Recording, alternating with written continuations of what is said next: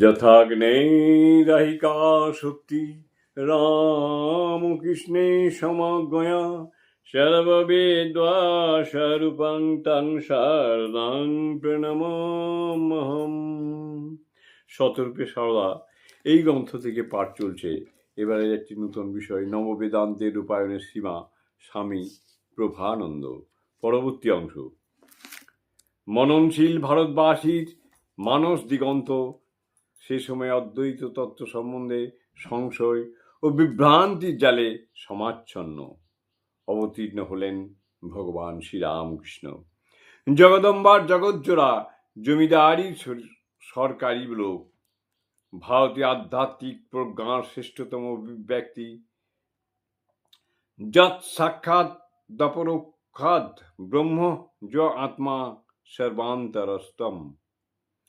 এই বেদান্ত তত্ত্বকে জীবন বেদিমূলে সংস্থাপিত করেছিলেন শ্রীরামকৃষ্ণ।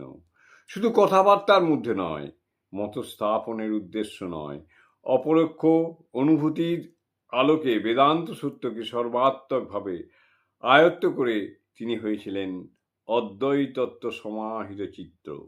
রামকৃষ্ণ জীবন ভাষ্যকার লিখেছেন, সাধারণ মানব ওই উচ্চতম অদ্বৈত ভাবমূর্তিতে বহুকাল আরোহণ না করিয়া উহার কথা একেবারে ভুলিয়া গিয়াছে এবং ইন্দ্রিয়াদি সহায়ে কেবলমাত্র জ্ঞান লাভ করা যায়।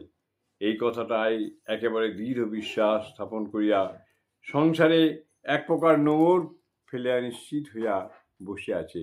নিজ জীবনে তদ্বিপরীত করিয়া দেখাইয়া তাহার ওই ভ্রম দূর করিতেই ঠাকুরের ন্যায় অবতার প্রথিত জগৎগুরুর উদয়। জয় মা, জয় মা, জয় মা।